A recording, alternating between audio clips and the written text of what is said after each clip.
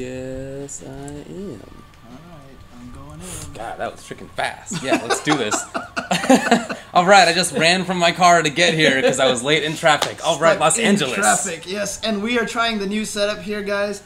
Sitting all the way back here and yelling into microphones. Let us know if you guys have any problems hearing anything, so... Yeah, let us know if this is cool. We tried this for a little while last week and everything seemed to be fine, so we just want to do it in. This is definitely better than us being like right in the mic and right in the... Yeah, like... Yeah, so hopefully everything is working out. Alright, anyway, my name is Ultra David. With me, as always, James Chen. How's it going? Good. Sorry I wasn't here last night for last night's episode. Trust me, I understand. Yeah. I know what it's like to do these weekend tournaments. I know. It gets rough. We picked a bad day to have our shows on Monday, right? Right? I know. But it was the only day that was free, pretty much. We can't do Wednesday and Thursday now either, so yeah, Monday and exactly. Tuesday nights it is. That's right. Wolfgren's jealous of my headphones. No, actually, he brought his own headphones, right? He brought his own headphones. Yeah. And of course, we're talking about what happened at Civil War 4 this weekend. That's where I was. That's why I didn't get back until super late yesterday. I went out there and made a weekend of it, seeing friends. I used to live in that area in the Maryland, Virginia, D.C. region, so it was really cool to go back there and see friends that I haven't seen in some cases since 2008. Yep. It was great, and there were also some great matches and interesting character A stuff. lot of the guys from New York came down. Yeah, right? they did. It was actually a pretty high level tournament. It was great, not just from New York, but from the Northeast in general, and of course from Philadelphia and Maryland and Virginia, which are both definitely coming up areas right So now. no one came from Atlanta or Florida, did they? I saw one guy who had a final round shirt on, Oh, okay, cool. and I forget who that was right now. I know who it is. I can't recall. Okay. But yeah, I think in general not so. Okay. Not so. Okay. So we wanted to start off by talking about a few things that happened at Civil War, or that Kind of happened at Civil War, at least. Hang on a second. This thing is irritating me. Okay. What? there we Oh, go, because the monitor was on? Yeah, it just keeps jumping on for no reason. Anyway. Yeah. Okay. The first thing is about Spooky. Yes. Right, the news about Spooky. Yes. He actually announced it on the stream at Civil War 4. I wonder if he was actually thinking about it beforehand, or was he just frustrated with like the power troubles and stuff? Oh no, it's something that he's been thinking about. Definitely. Okay. I mean, so the announcement that we're talking about is that Spooky has said that after all the tournaments that he's currently agreed to go to, right. which includes some tournaments even after Evo. After those tournaments, he's going to take a break for a little while, and that is totally understandable. No, I mean, I want to clarify. I mean, he wants to take a break. Is he going to take a break from everything, or is he still going to do major stuff like seasons beatings in November and such like that? I think he's going to take a break from everything. Okay. I guess only Spooky can really answer that for sure, but I think he's just going to take a break from everything. You know, he doesn't get to enjoy tournaments much anymore. No. And you and I kind of know how that is, right? Like, that's why we went to NorCal Regionals, in part. Was because we wanted to just chill and play video games and hang out with friends, right? Yeah. We don't really get to do that, but Spooky gets it worse than we do. Yeah, and the funny thing is, he was at NCR to do the exact same thing. NCR was the ultimate chill tournament, I'm telling you. There you go. So he was there, all he did was commentary, he didn't run anything, so he had a good time there too. Exactly. So he got a taste of it, and now Right. he just craves it and must...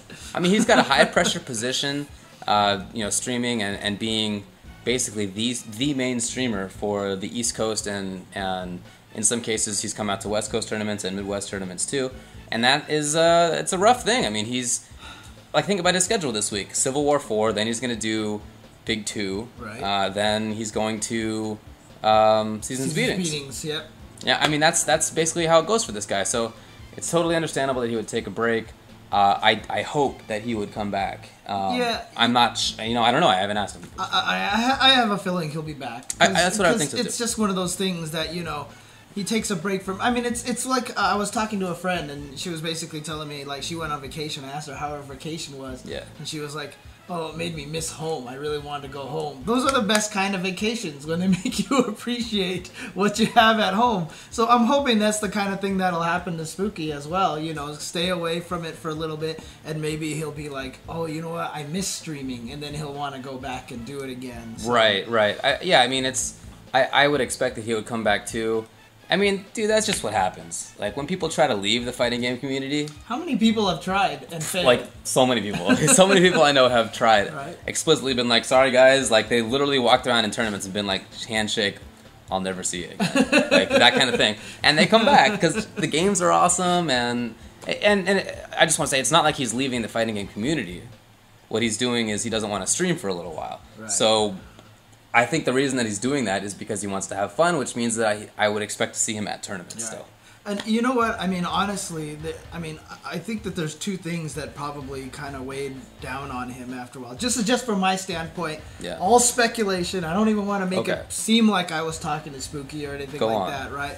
But one, it's just that he's been to so many repeated tournaments these days. He's hired for these tournaments, and a lot of them don't have good internet.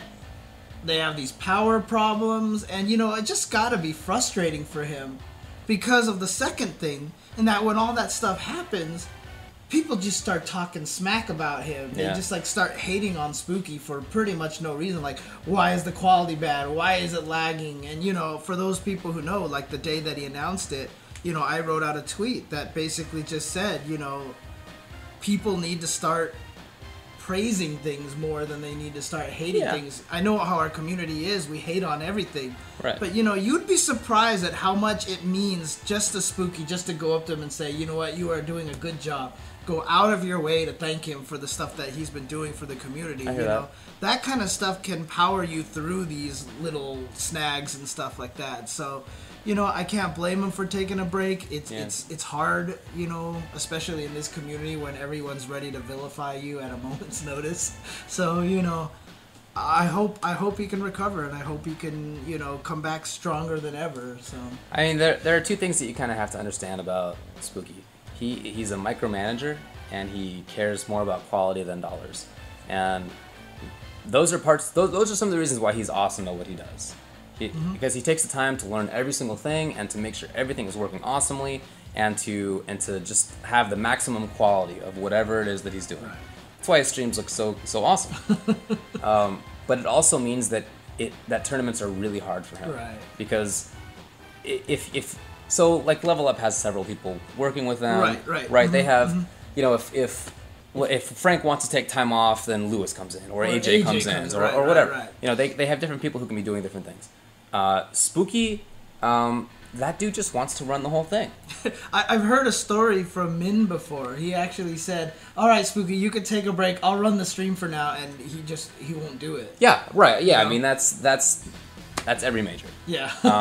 So that's part of why Spooky's totally awesome at what he does, but it also means that you can get burned out doing it like that. Absolutely. And so I totally understand that he wants to take some time off. I expect and hope that he would be back afterward, but we'll see. Oh, well, the hardest part about it is he's still doing all these events, so we're not even going to know. He's not even taking a break yet, you know what I mean? No, this is not until after everything that he's already agreed to go to has happened. Right. Which, again, is going to be until after EVO. Right. So he's going to be doing Seasons Beatings, he'll be doing CEO, I believe, he'll be doing EVO, of course, so... Yeah, he's still hitting a lot of the major stuff, major tournaments. So. Yeah, I mean, ECT, Seasons. Oh, that's right, yeah. Right? He's got a lot of stuff coming up. You know, he's going to be a busy man. All right. Yeah, so that's Spooky.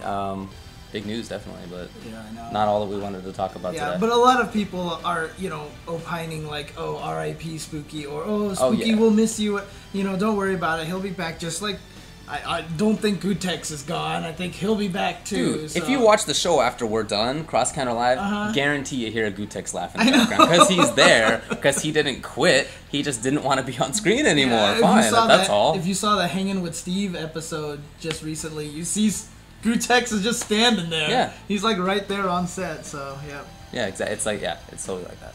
Okay, cool. But yeah, that's not all we wanted to talk about from Civil War. Civil War was actually a pretty interesting tournament to go to. Gameplay wise, and it was great to be able to commentate on a bunch of different games. It's the first major where I've gotten to commentate Skullgirls, and only the second one where Skullgirls has turned up, which is awesome. I missed a lot of the Skullgirls stuff. I mean, how did that turn out? I noticed again in top 8 there were no 3-character teams. Right. Okay. So yeah, like we really want to talk about the character variety and the teams that showed up and the characters that showed up in all the tournaments this weekend, because it shows a lot of progression and interesting stuff. But yeah, you're right. Well, hang on a second. Before we get into Civil War, let's take a break. Let's take a break. Let's take a break. All right. We gotta get those esports. Yeah, points. we do. Woo, yeah. All right. Getting that copper. Give me that medal.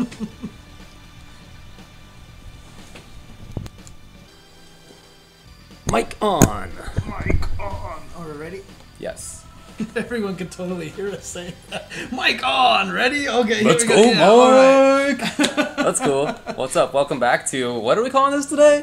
I called it One More Tuesdays because yesterday I was trying to do your Zangief Sagat option select, you know, where you do the green hand when you tiger uppercuts. I could not get it to work, and I was like, one more time. One more time, Really? let me try again. One more time. So everyone's like, okay, you should call your show One More Time Tuesdays or One More Game or something. So today it's One More Tuesday and bringing back the random mashing because we're talking about everything. So this is a random mashing episode. Yes, definitely. And to continue doing this, we want to talk about the characters and tiers, whatever, that showed up at Civil War 4 this weekend. Major tournament out in Richmond, Virginia. We were talking about Skullgirls. Yes. And you mentioned that none of the top 8 used triple teams. Yeah, 2 majors in a row now. Now, the first major I understood because there's a lot of people still trying to learn the game. So we saw a lot of 1-character teams and 2-character teams. So that didn't surprise me at all. I had expected by Civil War that a lot of people would be going with the 3-character teams by now.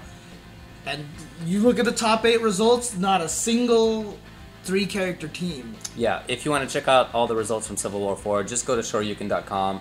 It's probably off of the front page now, but if you go to the front page and then like page number 2, right. I'm sure it's right there. Yeah, all compiled by USD. Yes. Poster from NeoGAF. Good stuff. For sure. And also in there in Zika-chan. So Skullgirls, I did talk with people specifically about this. People in top 8 as to why they're not using the triples. Yes. I guess I'm calling them at least solos, doubles, and triples. I don't know, whatever. That's kind of how Mike called them. That's exactly why I'm saying it like that. Yeah. And most people I talked with thought that triples were the best. Oh, really? Yeah, they did. They've already, and I agree. I mean, just it's about having additional options. Just in general, in games, having more options is better.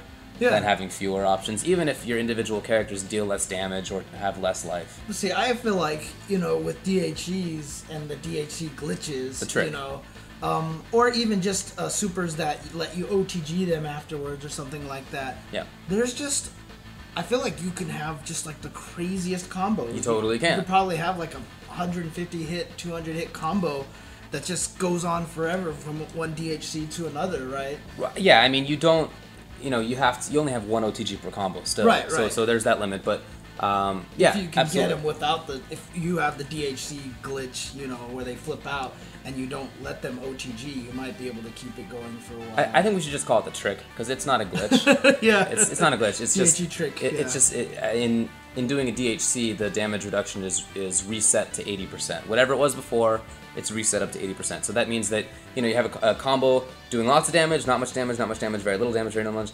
DHC, lots of damage, Right. all the way like that. But the important thing is that you can find the ones like, for example, Cerebella after the punch super that bounces them high enough that when you DHC and you can get them under there, then you can juggle them before they hit the ground and you don't use the OTG. Yeah, so Cerebella is really good for that because actually grab super flings the opponent. If you DHC as the knife is going up, they're like 10 stories tall. You get all day. Right. Anyway, so triples are good because you have additional DHC opportunities and an assist. Assist is huge.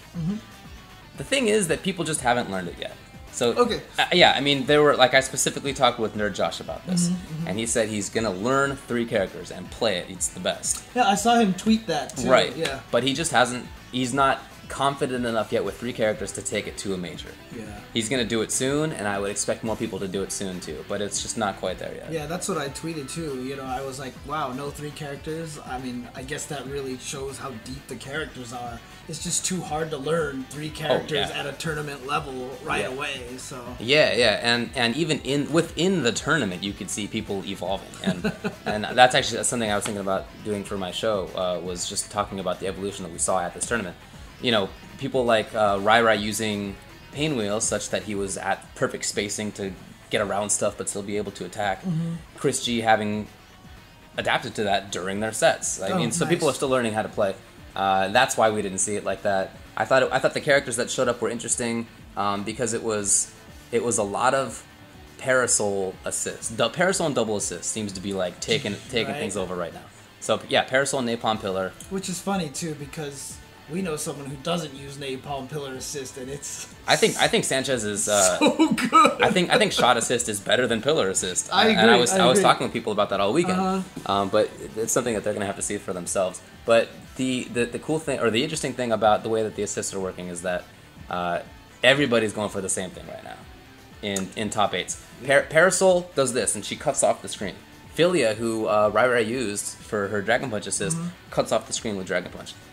Double doesn't really cut off the screen vertically, but is nevertheless an invincible assist that is for both pressure and defense. Right. So. It's a very MVC2 mentality. Yeah, for sure. Right. It's a get off me kind of thing, because that is so important, especially in a game like this where, I got to imagine Parasol's super useful for situations where people are trying to get resets on you. You can mash Parasol so that in the moment they reset, she comes out and napalm pillars somebody, right, and can save you essentially right. while they're hitting you. So I can totally understand. It's the Commando syndrome, Psylocke syndrome, right? So yeah, but I just feel like right now that's what everybody's leaning towards, and everyone's gonna see it. Everyone's gonna go that way. So I'm hoping people experiment more and find crazier things. For sure. I mean, we just talked about how awesome Parasol's shot assist is. But see, here's the thing, right? That's Sanchez. Yeah. Right? When I watch Sanchez play Marvel 3, he does things that nobody else does. That's true. Right? And there is something about the Marvel mentality that I have to say is very frustrating for me as a person who likes seeing this variety. You have this ridiculous game like Ultimate Marvel vs. Capcom 3, and everyone migrates towards the same characters, and then we all get killed by Log Trap. And now what happens? Now PR Rog is using Log Trap, and it's amazing, right? And it's like we always have to see it, but for some unknown reason, the Marvel community, and Justin complained about MVC2 for this exact same reason, they don't innovate. And he said that there's probably like another 5, 6, 7 top tier teams in MVC2 that nobody knows about, just because they haven't bothered experimenting with it. And so, I'm afraid that mentality is going to get put onto from the Skullgirls players, that they're not going to experiment enough. Me and Sanchez, last time I talked to him, the two of us were complaining about that, because he's just like, there's so many broken things you can do in Marvel 3 and half the people aren't using them. So, I don't know. Yeah, I mean, I can totally see that happening right now. I think that one of the issues with Skullgirls and just people being on the train of whatever else the top players are doing is that it's not yet like a huge community. I hope it'll get there. Right. Really do. But I don't think that it's there yet. And I think that when you see Rai doing something sick, or Chris G, or whoever's good, you kind of go, okay. I mean, they think that it's awesome. And it always works out like that in every game. I don't just want to limit this to versus games at all. It totally happens in Street Fighter and whatever other game. Right. The question is just like, is there a big enough player base that's creative enough to make new stuff happen? See, that's the interesting thing, though. I mean, we talk about Street Fighter, but we get a lot of people out there who are character loyalists. So we find weird technology. You'll run into the random Hakan player all the time. It's true, but I mean, I still have to defend Hakan and Dan like 2 years later. Like, Dude, I literally did it today on... Did you see the tier list that just came out? Yes, I did. I literally did it today on shoryuken.com, where somebody was like, only time I've seen Dan is when Ultra David gets blown up on stream. And and like, that's true. It's a little bit not like game... It's not like strategy related or Dan related. It's because of these things. Right. But as far as Hakan goes, like, I almost beat the guy who got second place at Civil War using Hakan in winners finals of my pool. Like, leave me alone. And Lucky D, that guy, was like, man, I'm glad you didn't use Dan. Because he knows that Dan does well against Dawson. He's worried about that matchup. And he said, you know what, luckily, like, he has experience against a Hakan. Apparently Apparently there's a Hakan in Massachusetts. And he has experience, and he knew how the matchup went. And he was like, I was really worried that you would pick Dan and just run through me. Yeah, I almost kind of want to talk about that tier list that just came out. I'd love to talk about that. But before we go I guess the thing that I was trying to say is, what makes Marvel and Skullgirls so much harder for people to innovate is because of the fact that there are so many different characters that you have to pick 3 of them. So you don't see people get that point where they specialize in a character and have to learn stuff. You don't get that kind of character loyalist thing because you know why? Character loyalty doesn't work in Marvel. It just doesn't. If you don't craft a team, and I think Justin has an article on Event Hubs that's all about building a team in Marvel. Like, you can pick your 3 favorite characters. If they don't work with each other, your team will get blown up.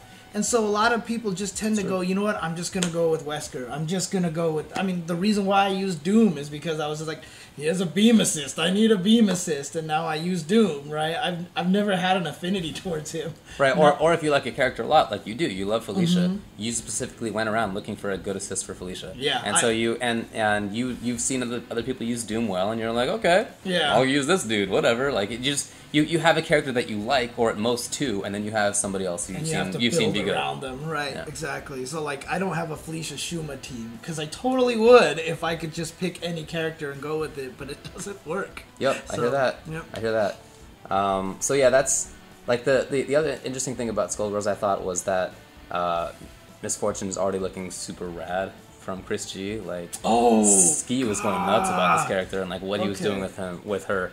And, like, just not even looking like how Ski expected it to look at all, like, top-level play. Yeah, it's really cool. No one's been using Miss Fortune. His head setup... Dude, how many people ran into head just on the ground? They were, like, not even paying attention to this little character's head down there. You just don't... You're not used to it. You're trying to walk around, and Chris G inputs, no. And then you're just caught being bit, and then he gets in. Right. It was really cool to see stuff like that. Count on Chris G to be doing that. I mean, he won SF Cross Tekken again with his Xiao Yu and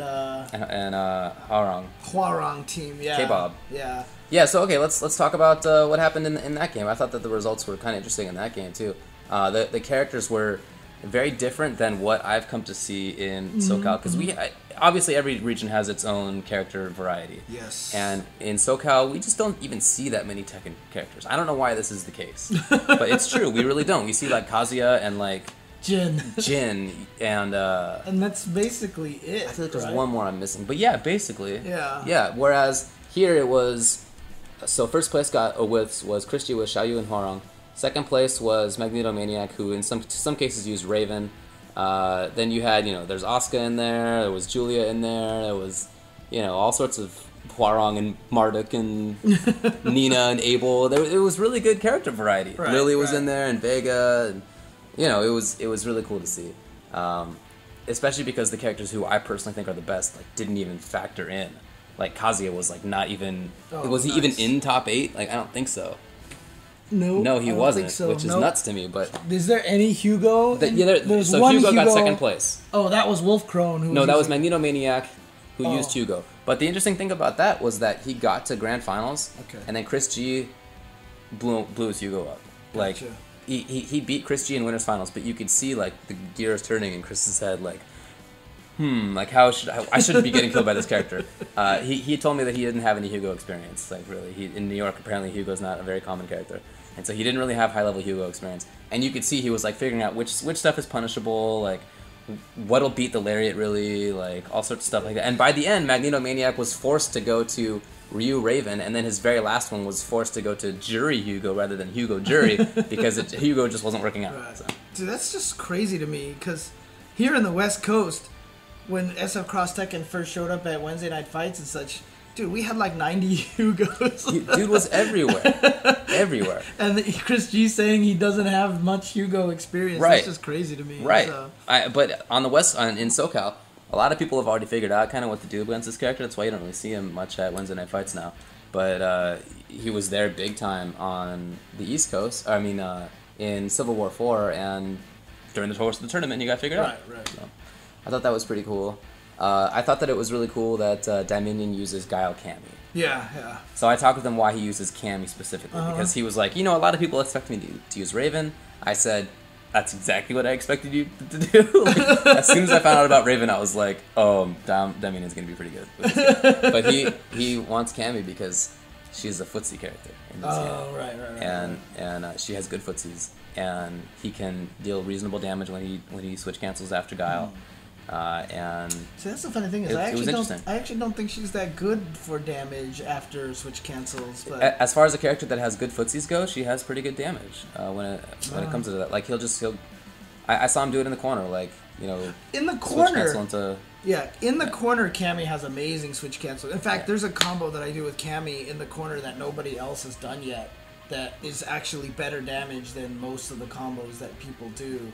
So I haven't seen anyone do it yet. Because the thing about it is, her close fierce does less damage than anybody else's close fierce. She's the only one that has 75 damage close fierce, or 70 damage, I think it is, right? That's right, because everybody else's, for the most part, everybody else's damage is normalized on normal. Right. Yeah. And then secondly, it only has the juggle potential of 2. Most people's fierces have juggle potential of 3 or 4. Some reason Capcom was terrified of Cammy's standing fierce, so they just nerfed her close fierce really badly. Otherwise, she'd be able to go fierce, fierce, fierce uppercut in the corner, right? So it actually turns out her crouch fierce still does most of the damage. So when you do a switch cancel, I can't remember the exact order, but you could do like close fierce, close strong, crouch fierce, link uppercut.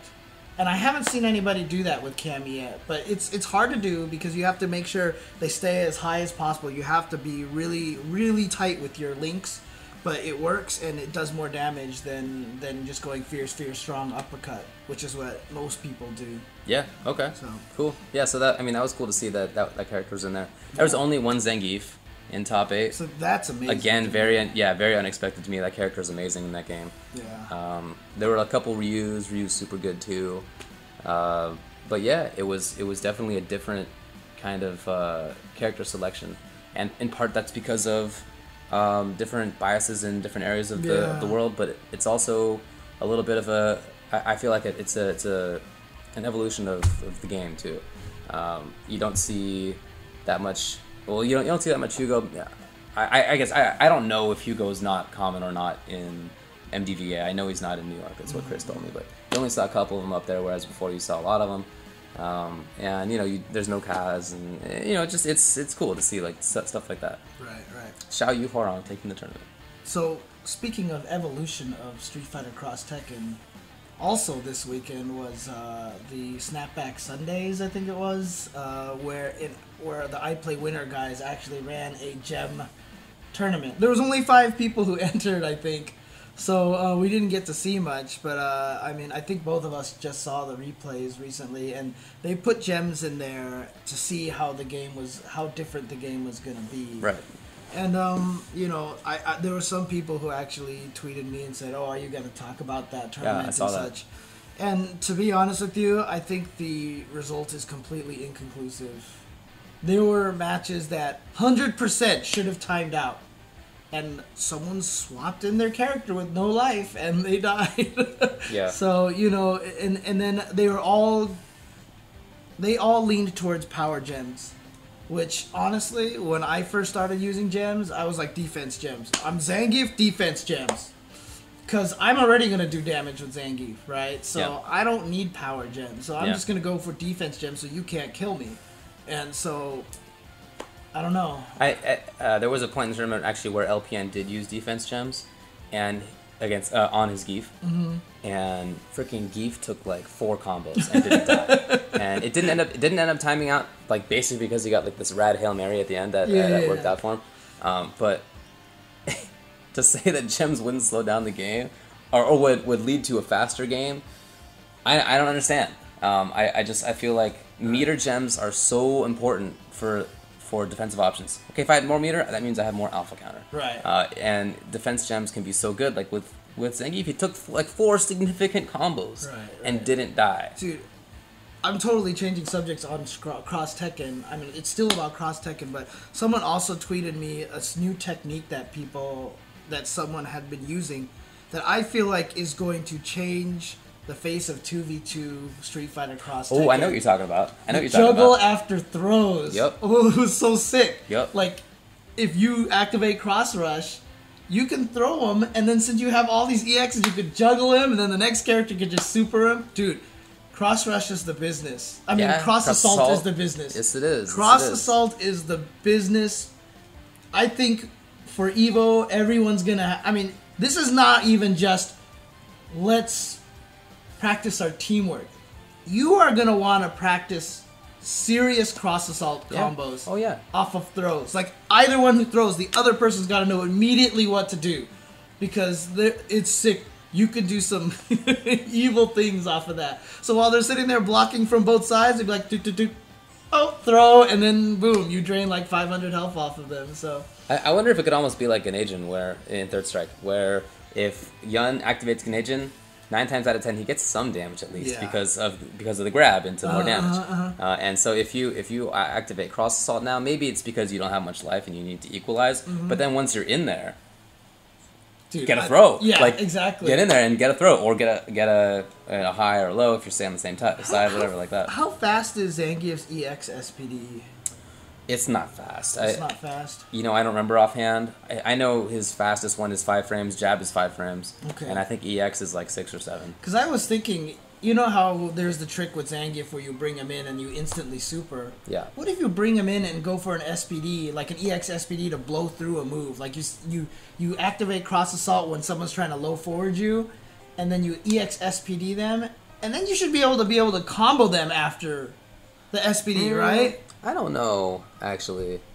Oh, because they stay on the floor. Yeah, right? I don't know They if that. I don't know if bounce. that results in a call. Because if you recall in the video, it said that only some characters have this thing, and I think the guy started off with it's not everybody. Okay. I think that they used Rufus, if Yes, I it was recall. Rufus. So Rufus did the throw. The headbutt one. Yeah, and then I forget who it was. It was comboing. Jury. It was Jury. Yeah. But it's not every character. Okay. Only some characters throws result in a hittable state.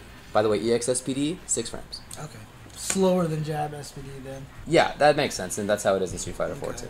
But I mean, to be honest with you, back to the tournament at the iPlay one, Yeah. I think it's completely inconclusive. Agreed. I totally agree. I mean, hopefully they get more people than 5 people next time, and hopefully as well some other tournaments try it out. I definitely want to see how it would work out.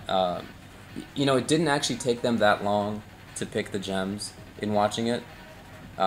It took them, of course, a little bit longer than if they didn't have to pick gems, but it wasn't like...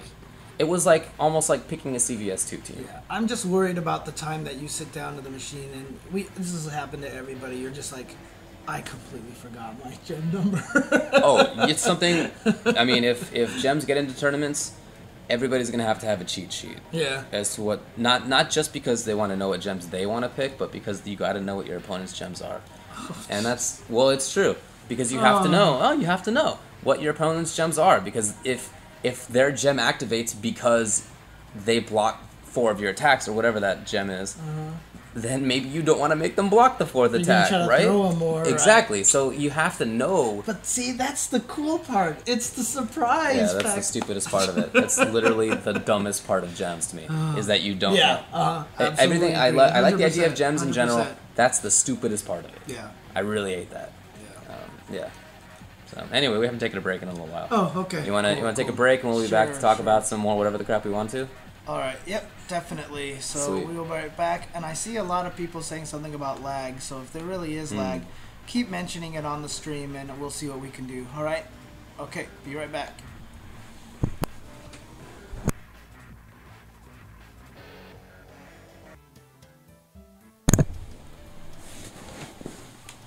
Hello, welcome back everybody to One More Time Tuesdays, or One More Tuesday, whatever we want to call it. For us, it was Tuesday. Whatever. Something that happens on Tuesdays most weeks. Exactly. Yep. Anyway, we're talking about stuff that happened over the weekend, gameplay related, both at Civil War 4, which I happened to attend, and also just in general. We talked about Skullgirls, we talked about Cross Tekken. Now let's talk a little bit about Super Street Fighter 4 Arcade Edition version 2012. Yes. Tournament was won by Dominion with Guile. No surprise right there. He is ridiculously good. You know, that. Like he's getting to a point with Guile where, for sure, he's the best guy in the world. Yeah. I don't have. There's no doubt in my mind. Yeah. When I watch like replays of important Japanese players, like not even in the same ballpark. Like he's better with the separation between him and anybody else using that character is like one of the biggest separations even of any character in Street Fighter 4. And you know, I would honestly say after watching this weekend, I only saw the last 3 matches. I think I saw like the losers finals and the grand finals of Street Fighter 4. I'm almost at a point right now where I am willing to say that Dominion may be the best Street Fighter 4 player in the country right now. He might. Because his guile looks solid. I heard he blew up Wolfchrome pretty badly in the match. And he's doing with a character that a lot of people thought got nerfed really badly since Super. Yo, he had this one setup against Viper.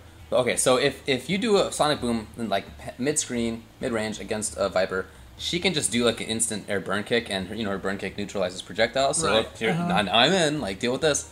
He did Sonic Boom FADC backwards, and Wolfcrone did this, and then he got the Stamp Fierce and killed him. Like, what? I heard about that one. Actually, yeah, it was so sick. It was so rad. But yeah, he's definitely doing stuff with that character that nobody else is doing. He's making that character look amazing. There was actually really interesting character variety. So let me just say what that was. Guile took first place. Lucky D with Dalsum took second place. Min took third place with T-Hawk, Honda, Fei Long, and M. Bison. And then K. Brad took fourth with Cammy, Boom. Right. Chris G took fifth with Sakura, Abel, and Guile. And then Wolfchrome with Viper. Then Vivaldi with Rufus. Then Lionheart with Sagat. So are there any repeats? There's 2 Guiles? Dude, you know what we should do? That's what? You see those results? You know what I wish we could do? I wish we could Skype in Arturo right now, so the 2 of us can just keep complaining about Cammy and Dalsum, who finished second and fourth. Right, yeah, I know. Salturo and Salty Chen. Right? Seriously. Yeah. Although I did hear K-Brad, for all intents and purposes, should have lost to Wolfcrone when Wolfcrone missed his Jump Fierce into Ultra combo or something like that. Like, he was supposed to have killed him. That's funny, yeah. And he did Jump Fierce Ultra, got blocked. But I think actually K-Brad took it in 2-0. Oh, did he? I think that they have it here. Let me see. I think they do. K-Brad over Wolfcrone. Where is this? I know it's here. There, here it is. Yeah, it was 2-0. Oh, so yeah, okay, it wasn't. Okay, cool. It wasn't like that. Okay. Yeah, but so that I think that crazy awesome character variety in which. Okay, hold on. 1, 2, 3, 4, 5, 6, 7, 8, 9, 10, 11 characters were used in top 8. Well, did Min actually use all 4 of them in top 8? He used T-Hawk, Honda, and Faye in top 8. Right. Okay. Oh, maybe he did use Bison in top 8. I don't remember. Dude, that's nice that he's got that character variety right there. So he's good. He's good. That's really good. Because you don't see that anymore these days. Before, in the old school tournaments, everybody had to have your secondary character. Nowadays, nobody has a secondary character. Although one of the reasons why everybody had secondary characters before is because you never wanted to show what your main could do at the beginning of a tournament. That's true. You always wanted to win the first few rounds in a tournament. And we actually want to talk about this in a future episode, but winning with using as little as possible, and in this case, using so little that you're not even using your main character. You always, in the old days, people wanted to win by, just not going full bore. Right, that's true. And these days, it's not like that. We just have people like Wolfcrone who will just use Viper and beat up on everybody. So for sure. Yep. Okay, so this Arcadia tier list for Super Street Fighter 4 Arcade Edition version 2012, God. which Z put out on Twitter. Now, to set it straight, one person came up with that tier list. Yeah, okay, so usually in Arcadia tier list, it's like the guest of this month, right? Yeah, and it's funny, a lot of the tier lists that you see out of Japan are kind of stupid because either it's one person, like in that case, or it's just taken off like random Japanese message boards where who knows what Stream Monster or their equivalent came up with this. Like, it could be anybody, you have no idea. Right. You could have some person who hates Cammy just rate all of her matches like bad and then just totally skew that whole entire thing, right? So Indeed. Okay, so in this tier list, S tier is nobody. This is like the biggest thing that I agree with about this tier list. I don't think anybody is S tier in this. And I think that the tournament results have totally borne that out. That each time, there's no super dominant character. I think that Seth and Viper are the best. This person has Seth, Cammy, Fei Long, and Adon being all in the top 4. It's kind of interesting because I do think, me personally, I think there is an S tier rank. Okay. And, you know, I apply the Vortex characters basically to that. You know, Seth and Viper mostly. Ibuki might come close, but maybe not necessarily Ibuki because, you know, she just doesn't do as well enough in tournaments. Same thing with Akuma, but I would probably say Seth and Viper are S tier characters. Okay. I guess, I mean, those, to me, they're the only characters that I would for sure have in top 2. Right. Or in top tier. I'm open to having other characters in top tier, but they're the only ones who I'd be like, these must be in top tier. This is non-negotiable. Oh, can you paste the link to that into the thread? Oh yeah, sure. Actually? You know what? Oh yeah, here. I'll get it. Yeah. Let me just make sure this is the link first before I put it on. See if it shows up to the right post number. Yes. Yes. It does. Okay, there there you we go. So I just posted it in the old chat over there. Yes. And a bunch of people posted links from Event Hubs too. Yeah, that's okay. Cool. That's cool. Whatever. It's the same idea. I also don't agree that there's a D tier in this game. So in this one, there's no S, then there's an A tier, a B tier, a C tier, and a D tier. Yes. That's usually the letters that people use are usually indicative of where they think the quality is. I mean, obviously, but sometimes you see like an S, then an A plus, or you just start out with A plus and then A and then A minus. That kind of thing. You can have that sort of deal. But this person thinks that there's a D tier. I totally disagree. I think that the best thing in terms of balance that this game has going for it is that the bottom tier is who knows. I have no idea who. So some people think that Super is more balanced than this game, and it's really just whether you'd rather have a top tier that everybody disagrees on or a bottom tier that everybody disagrees on. Yeah, I think because in this game, I can't bring myself to say who's bottom 5. And I remember one time when you and Flo and Justin and I were in the room and all trying to decide who was bottom 5, and one of us would say like, this character, and somebody else would be like, no, you serious? No and way. somebody else would be like, how about this character? And everybody else would be like, come on. Yeah. So like we couldn't come to an answer. And that's how I reacted to this D tier list. Yeah, dude, are you serious? Chun, Goken, Hakan, like, dude, Fuerte. Talk to iPeru about Fuerte at SCR. Let's talk about D tier there, right? Yeah. Let's talk to Hung B about T-Hawk D tier, right? Yeah. So, I mean, sadly, out of that list. Oh, God, see, I can't. Yeah, you're right. I can't even. Right? Who would you not have in there? Or I'm sorry, who would you keep in there? Yeah, like the closest one probably would be T-Hawk, but even then, I can't do it. I can't do it. So. So I think that I probably would put Dan actually in bottom tier, but my bottom tier is not D. It's like B minus. A lot of people are saying like iPeru actually says that Fuerte does suck. Yeah. Dude, anybody who uses their character high will say they suck.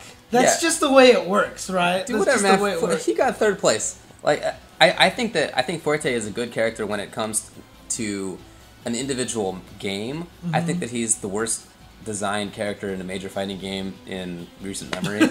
And so, as far as tournaments go, is he dependable?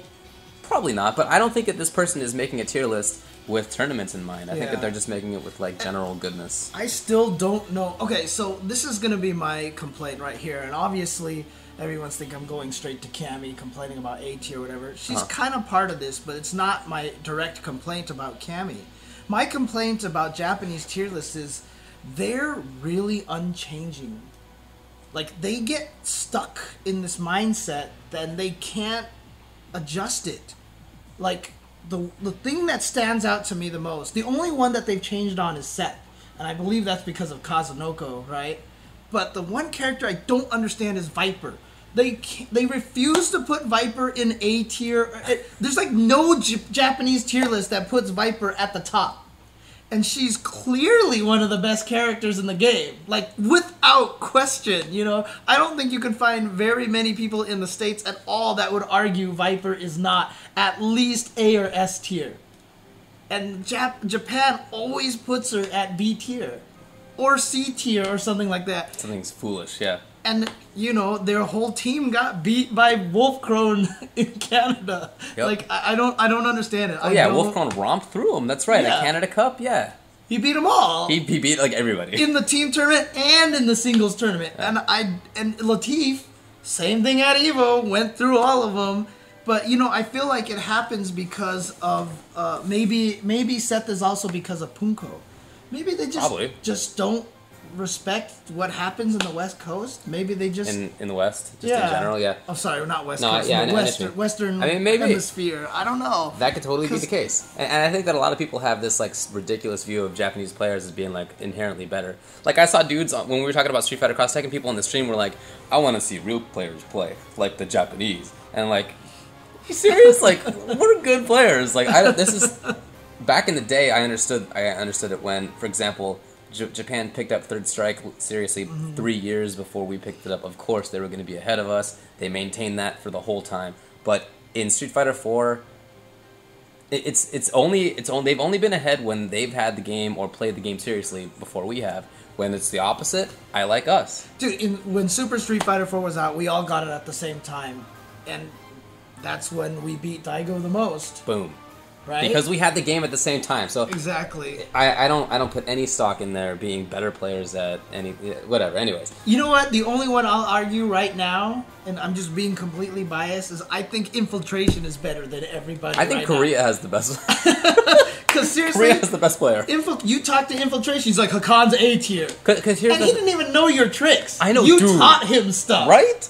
He didn't know like important stuff about that character, and he already thought he was A tier. So the reason that I have so much respect for Infiltration is that he is so creative when it comes to characters and seeing things that I feel like other people just don't. Mm-hmm. And he obviously has great execution and great strategy and great mix-ups, and he's adaptable. He can play a very offensive game in Street Fighter 4. When it comes to Cross Tekken, you saw how he played at NCR. Yeah, he played the game. Slowly. The right way you should be playing it. And so, anyway, I think he's the best. But let's get back to this hilarious tier list. Now, no disrespect to the guy who made the tier list. We're not trying to say his tier list is ass. I think he's wrong. But his tier list is ass. Yeah, I think he's wrong. I'm not shy about that. So some of these characters are just like amusing in where they were put. Like, okay, like Akuma is B tier. Like, he's not okay. Ryu, Ken, Honda, Boxer, Claw, Sagat, Dictator, Viper, Rufus, Akuma. All right, Sakura is down there. Are you kidding me? The C tier that he has Cody, Yun, and Yang as C tier. Blanca is C tier still. Guile just won a major and maybe has the best player in the States. Like, by the way, Blanca is super good now. Like, I thought he was terrible in previous versions of this game, but now that he has like legit knockdowns and he can combo off overhead and like he's a good character. I'm scared of this character. There was a 1-3 with Raisida versus Wolfcrone. Granted, Wolfcrone went to Cammy and Rose randomly during that thing, but Raisida from Canada won that. So and I will say this right now. Yeah. He had the best. You know how you can pick that little label on there, Raisida? There's one of them that was like, it was all about the rice or something like that. It was from Fei Long. Really? Dude, how perfect is that, dude? It's so good. That's awesome. I feel like, just looking at the C tier, I feel like almost all these characters are underrated. Blanca, for sure. Geef, I mean, I would have him in B tier. Mm-hmm. Guile, for sure, should be higher. I think Sim should be higher. Abel, yes. Rose, yeah. Gen is so underrated. This is what I wanted to really bring up about the bottom tier here. Who are the least played characters in this game? Let me go through some. Hakan, DJ, T-Hawk, Dan, Goken, Fuerte, Chun, Oni, Evil Ryu, Dudley, Cody, Gen, Guy. Like, no wonder they're so low. It's because they just don't have the player base for people to like pick them up and be like amazing with them. If one of the best players in the world were to pick up Goken, do you think he would be good with him? Do you think he might maybe do really well at NCR when he came here and do awesome in that tournament because in part of Goken? Yes. Okay, like it just happened. Okay, so, exactly right. So these characters are totally slept on in huge part, in my opinion, just because there isn't the player base. I agree. And it's for different reasons. Chun has been nerfed a lot, and so players who used her before like switched over the years. Fuerte, nobody likes. Goken, nobody likes. Dan, everybody thinks is a joke just because his name is Dan. T-Hawk, nobody likes. Hakan is super ugly. DJ has never been played. Even in ST, when DJ was an awesome character, how many people played that game? Right. Like 2? Dude, So. all I gotta say is, like, I'm biased because I play against you all the time, and you freaking use Dan and Hakan. I'm terrified of those characters. I am literally terrified of those characters. It was such a nice validation for Lucky D to be like, man, I'm so glad you didn't use Dan. And the funniest one is, yeah, I still remember, at one point in time, Edma wanted to learn Hakan. And he came over, and he's like, let me play Hakan against you. He played 2 games. I'm like, no, I do not want to play this character anymore. I refuse to play against Hakan. Because 1, Edma's my demon, right? Yeah, he is. And 2, you have made me so terrified of Hakan now. I was just like, no, I do not want to deal with this. I do not want to deal with this. So. Well, I just saw that it's actually 9 o'clock. I really wanted to talk about Marvel and Morrigan and Hagar and the relative lack of Wesker nowadays. Dude, freaking who was that unknown using the Hagar with the combos that go on? Oh, no, it was... Was it Lucky D who was doing it? No, I think you might be talking about Predator or... Fublad and Predator had like pretty amazing Hagars. Yeah, and then someone had Moose had a good Hagar too. Had the Hagar combo that lasted 19 years. It was like low roundhouse pipe, low roundhouse pipe. I think that was low Predator. Roundhouse pipe, I think that was Predator. Low roundhouse pipe, low roundhouse pipe, low round team super, low roundhouse pipe, low roundhouse pipe. Yeah, because he had super. Chris, right? Dude, he was, it was so ridiculous. Yeah. Holy crap! I watched that and I was like, I want to play Hagar now. Like I want to play him on point. Dude, I gotta so be honest. Good. When I got home last night, I turned on Marvel 3 and I picked Hagar, Morgan, Shuma, and I was like, "What can I do?" Like, oh my god, that's so amazing! Yeah, dude. they look really cool. But yeah, obviously Morgan did really well with Chris G doing well in there, and Dominion and Nerd Josh was also top 16 with Morgan, and Wesker was in. I think I counted this up. I think there was like fewer than half the teams or something like that. It's like the lowest tally of Wesker since Ultimate Marvel came out for East Coast. And East Coast is the land of the Wesker too, right. And they had that few Weskers, so that's actually really super interesting. So it's an evolution of the game. They're clearly more worried about Morgan now, and Wesker doesn't do that well against Morgan, so they've been switching things up over there. It's been really interesting to see. But yeah, man. But it's 9:02. Okay, so we gotta let everybody get to the Steve Huang show. Featuring Mike Ross and Combo Fiend or whoever else is on there. So, but please, guys, stay on the chat here so that you guys can chat about the show while you're here, and then we can squeeze some more esports pennies out of you guys. So. Come on, baby! You gotta exactly. You gotta pay for this Domino's pizza right here. So people, obviously go watch Cross Counter live at youtube.com/thestream.tv. But if you want to chat on an actual good chat service rather than YouTube's horrible chat, then stick around. Yep, and someone said Steve is talking now. Shut up, James. So okay, sounds good. Up. See you guys. All right, peace out, everybody.